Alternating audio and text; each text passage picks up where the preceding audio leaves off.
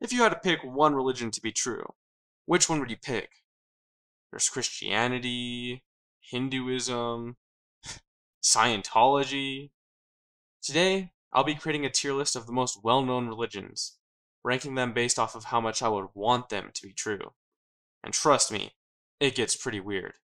Do keep in mind that I will be ranking each religion based off of what the majority of its current followers believe, so your specific denomination or interpretation might rank higher or lower. But the thing is, I can't exactly rank every version of every religion, or we'd be here all day. Anyway, let's start with the tier list.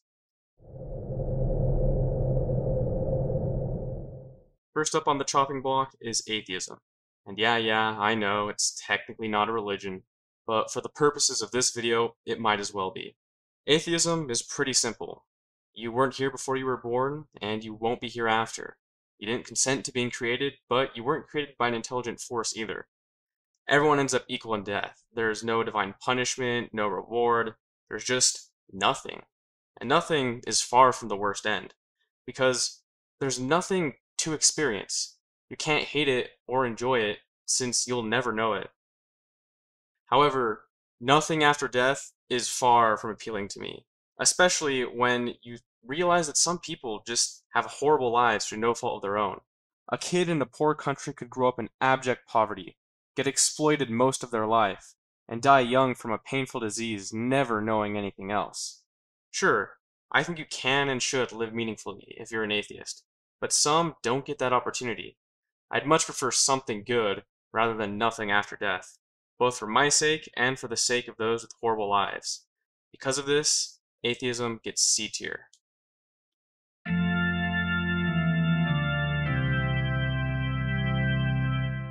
Alright, now let's talk about Christianity, the religion that everyone knows and has really strong opinions on. No matter where I rank it, I know I'm going to piss a ton of people off, and honestly, I've made peace with that.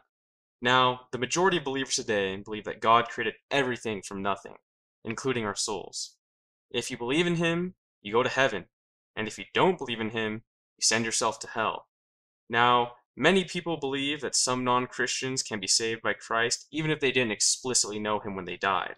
Also, I am aware of the different views of hell, but even if hell isn't literal hellfire and torture, it is emphasized it will not be a party and that it will not feel good. Whether hell is physical torture for eternity, mental anguish for eternity, or miserable eternal separation from God, an eternal, conscious, bad ending for so many people just isn't something I can get behind. And that's what the majority of Christians believe in. Add in the fact that we didn't consent to being created or to the plan, and that grace cuts off at death, it's just not something I'd want to be true. Because of all this, Christianity gets F tier.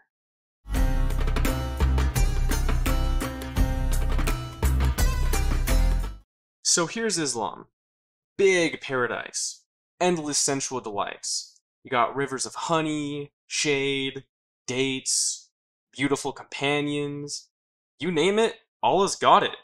But also, those who reject the message of Islam get a horrifically detailed eternal conscious torment.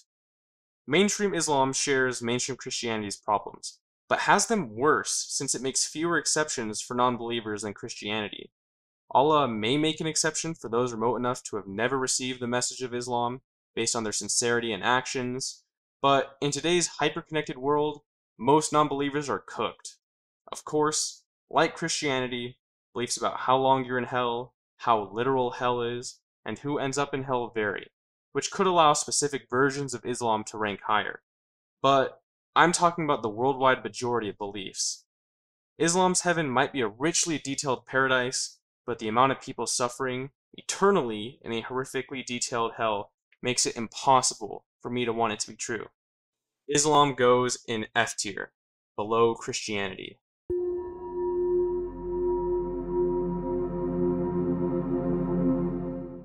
Next up is Buddhism. I'm not gonna lie, this was by far the hardest religion to rank, since I went in completely blind and it felt harder to pin down Buddhism's mainstream beliefs than Christianity's with its 45,000 denominations. So, Buddhists believe in reincarnation and that your consciousness does extend from life to life. There are 6 realms in Buddhism that make up the cycle of suffering. the human realm, 2 higher realms of pleasure, and 3 lower realms of suffering.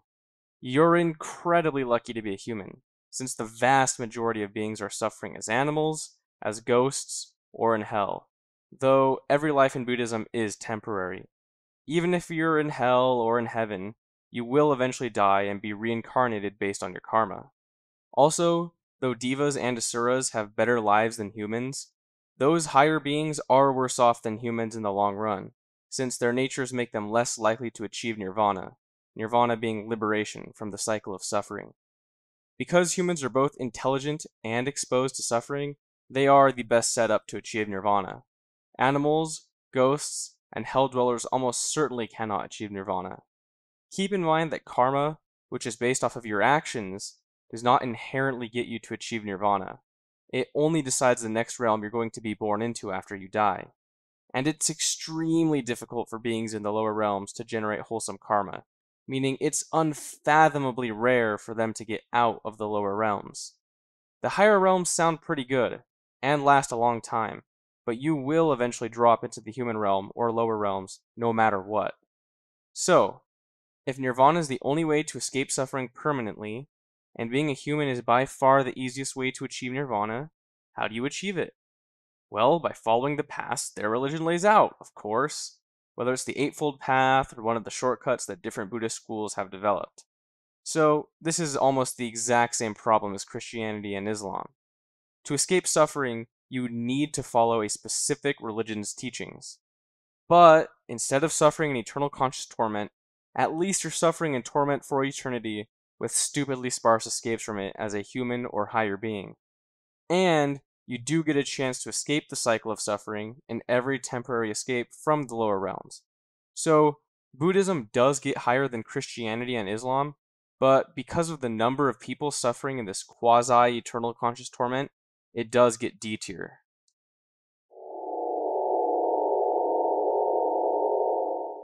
Before I explain myself, understand that I am not advocating for this dangerous scam of a cult. Anyway, in Scientology, you exist as an immortal thetan that's stuck reincarnating in human bodies over and over.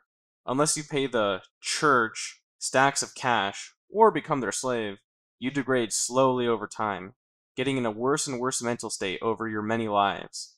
You'll live many normal lives here on Earth before degrading into a terrifying spiral that bottoms out at total failure, which is defined as a complete inability to act, function, perceive, or survive. Even though you still technically exist as a thetan, the experiential outcome is the same as atheism. Loss of consciousness, no more experiences, essentially nothing. But along the way, you get to live more lives. That child who died in poverty has many more chances to live happy, fulfilling lives, even if their experience ultimately ends in this terrifying spiral that results in a loss of consciousness. And hey, I guess Tom Cruise will get to become a multiversal god.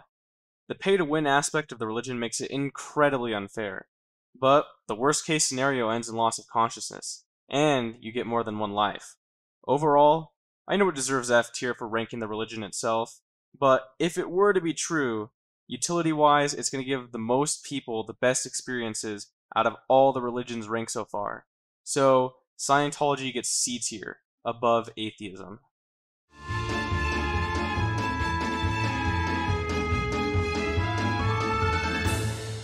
Alright, so in modern Judaism, the emphasis is on doing good in this life, not getting to the afterlife, which is already incredibly based. But because that isn't a cosmological belief, it isn't a huge factor in where I place it. But what is a huge factor in where I place it is that the majority view among Jews is a universalist one. From what I could find, depending on the belief, after you die you'll spend like a maximum of 12 months in hell before getting to move on. The only reason Judaism doesn't get S tier is because of the vagueness of the afterlife. It could be S tier, but I guess we won't know until we get there. Still, because everyone gets one life here on Earth, and then up to 12 months of suffering before getting to move on, it's an easy A tier.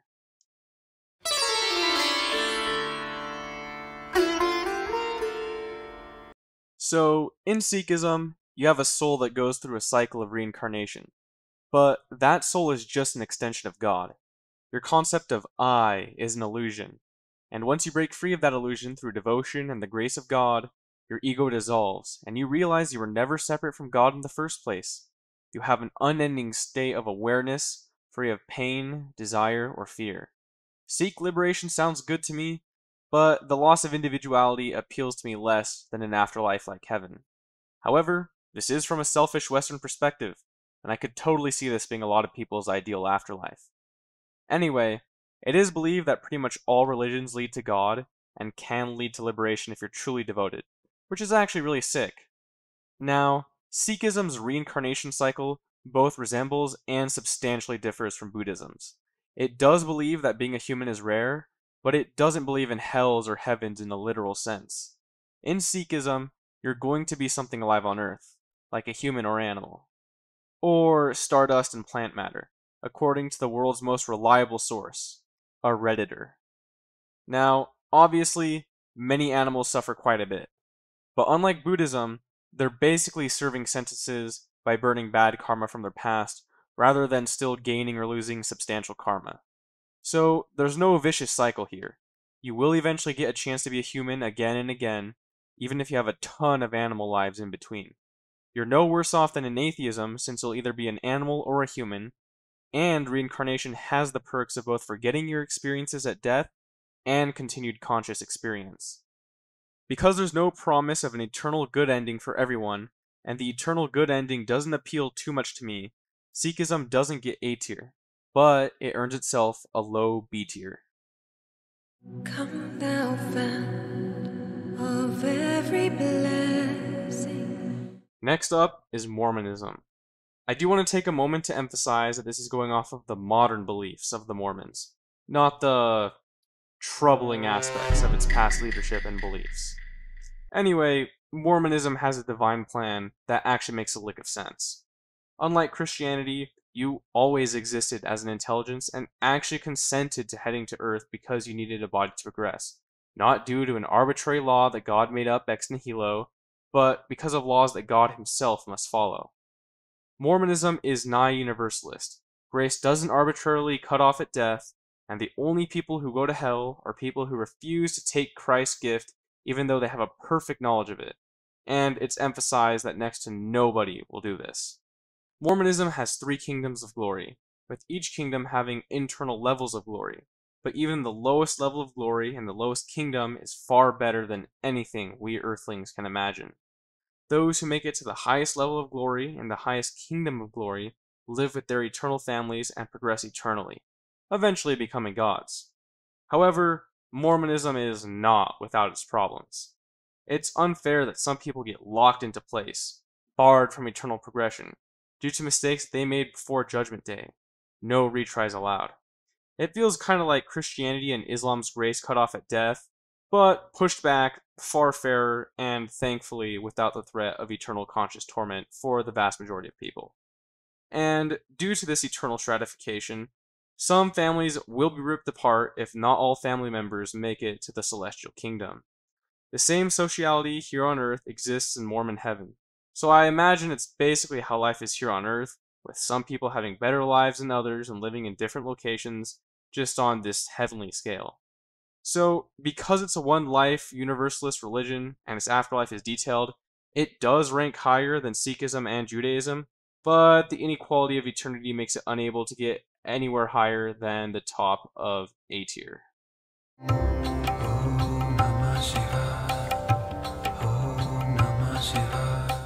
Up next is Hinduism. The current mainstream tradition of Hinduism is Bhakti, which believes that when you achieve liberation from the cycle of reincarnation, you retain your consciousness and sense of self. You effectively chill with your favorite god forever, and other followers of said god. There's interaction, community, music, play, service, and more. Honestly, liberation is one of the chillest spiritual realms I've ever heard of. It's also kind of a choose-your-own adventure story. Based on what path you take to achieve liberation, you decide what god you worship and your relationship to said god, whether it's servitude, friendship, or even romance. Now, Hinduism has 14 realms that beings in the cycle of reincarnation can go through, 7 higher realms and 7 lower realms. Earth is at the very bottom of the higher realms, and it is the most populated realm with all the plants, animals, and humans. I do think Hinduism's biggest downside is the fact that it can take a long time and a vast amount of suffering for many people to achieve liberation.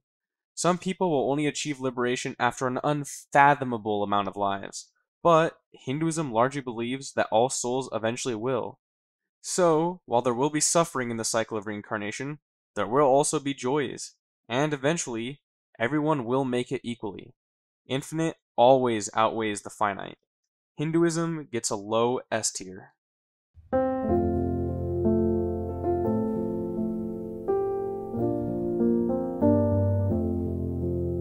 And speaking of everyone making it, now we have Universalist Christianity.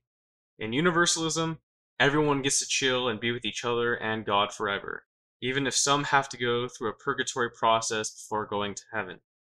Unlike Hinduism, where it can take ages and a lot of suffering to get to liberation, in Universalist Christianity, you have one mortal life, and then you either go to heaven or go to hell until you ask God for His grace, which I personally wouldn't wait long before doing.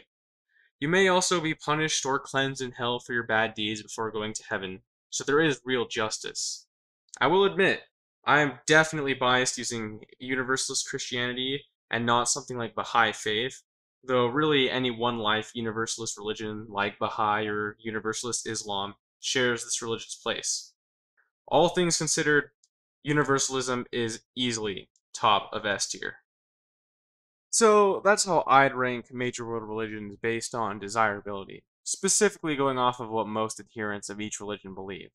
Let me reiterate again, I'm just talking about what religions I hope are, and which religions I hope are not true. I'm not arguing which religion is true or which religion you should join.